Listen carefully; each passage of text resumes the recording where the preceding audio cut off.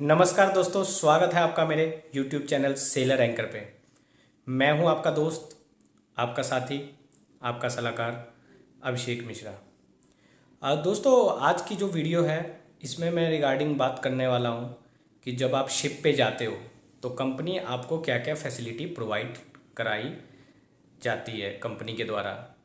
तो इसमें मैं ये सब डिस्कस करूँगा कि फ़ूड चार्जेस क्या है, या इलेक्ट्रिसिटी बिल वगैरह क्या हमें पे करना पड़ता है, फ़ूड चार्जेस क्या हमें पे करना पड़ता है, या फिर जो फ़्लाइट टिकट है, साइन ऑन उसको बोला जाता है जब शिप ज्वाइन करते हैं, या साइन ऑफ का खर्चा वो सब हमें पे करना पड़ता है। तो ये सारी बातें दोस्तों मैं इस वीडियो में डिस्कस करूँगा और थोड़ा बहुत जनरल डिस्कस करूँगा अबाउट मर्चेंट नेवी। तो इस वीडियो में लास्ट तक मेरे साथ बने रहिएगा, और जिन्होंने मेरे चैनल को सब्सक्राइब नहीं किया वो मेरे चैनल को सब्सक्राइब कर सकते हैं, क्योंकि मेरे चैनल पे आपको मर्चेंट नेवी से रिलेटेड, शिपिंग लाइन से रिलेटेड, और अगर किसी कंपनी का नया फॉर्म आया है उससे रिलेटेड ये सारी वीडियोस आपको प्रोवाइड कराई जाती है।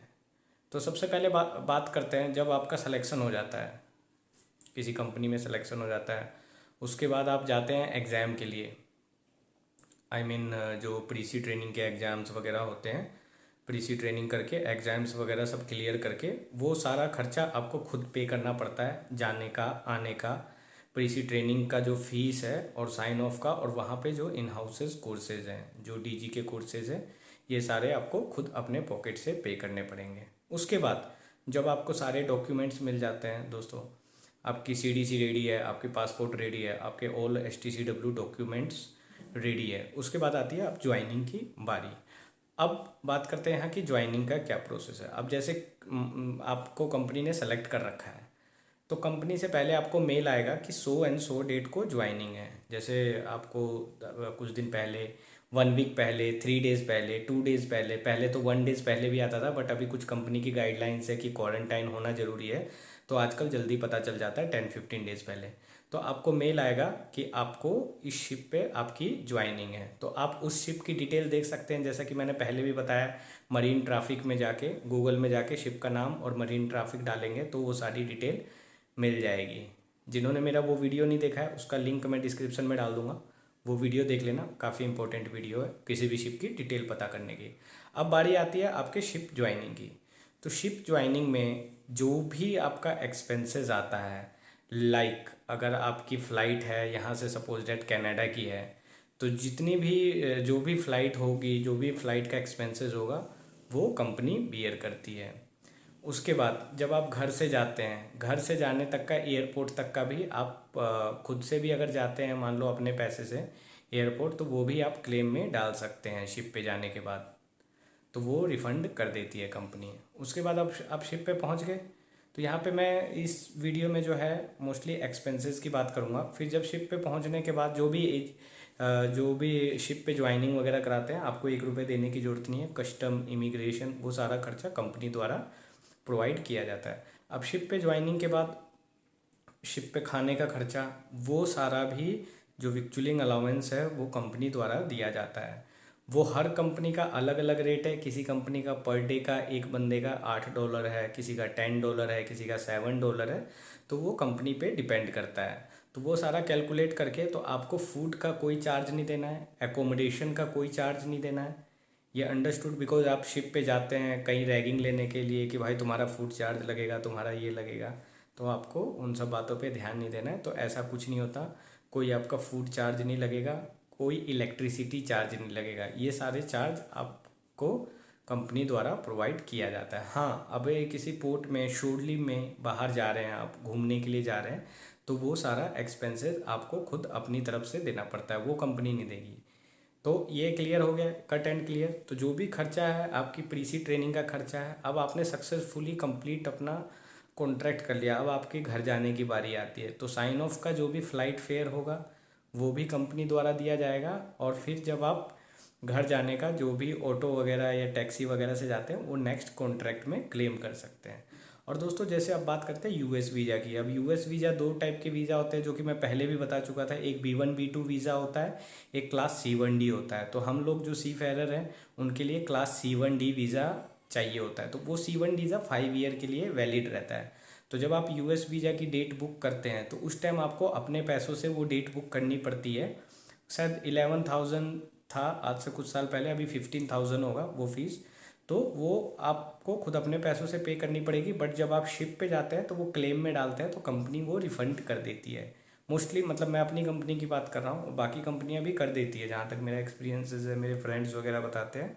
तो अच्छी कंपनीज यूएस वीज़ा वगैरह का भी रिफ़ंड कर देती है। और अगर कोई फ्लैग है, जैसे मार्शल आइलैंड फ्लैग है या साइप्रस फ्लैग है या कोई अलग कंट्री का फ्लैग है, तो उसकी सीडीसी भी कंपनी अप्लाई करती है, तो उस वो भी पैसा कंपनी पे कर देती है। आपको करने की जरूरत, अगर आपको पे भी करती है तो कंपनी रिफंडेबल कर देती है। सो यहाँ पे क्लियर हो गया, आपका 1 रुपये इन सब प्रोसेस में नहीं लगता है। इसके लिए मैं कहता हूँ गो फॉर रेपुटेड कंपनीज, अच्छी कंपनी के लिए जाओ, वो आपका ख्याल भी रखती है। अगर आपको कुछ मेडिकल में मान लो इशू हो जाता है, शिप पे कोई इंसिडेंट हो जाता है या आपको इंजरी हो जाती है, तो आपका रिपेट्रिएशन का खर्चा, मतलब जैसे सपोज दैट आपका 9 महीने का कॉन्ट्रैक्ट है, 4-5 मंथ के बाद आपको चोट लग गई कहीं पे, अब आपको घर जाना है, आपके पैर या हाथ पे कहीं चोट लग गई, तो जो भी मेडिकल बैकग्राउंड से जब आपका साइन ऑफ होगा तो उसका जो भी एक्सपेंसेस होगा वो कंपनी खुद से प्रोवाइड करती है। तो वहाँ आपको घबराने की ज़रूरत नहीं है। और जब तक आप फिट नहीं होते, कंपनी बेसिक वेजेस वगैरह भी देती है और आपका अच्छे से ट्रीटमेंट वगैरह भी करेगी। अगर आप खुद से ट्रीटमेंट कर रहे हैं, कंपनी को आपने इन्फॉर्म कर रखा है, अगर कंपनी ने बताया कि इस हॉस्पिटल से ट्रीटमेंट करो, तो वो रीइम्बर्स भी कर देती है।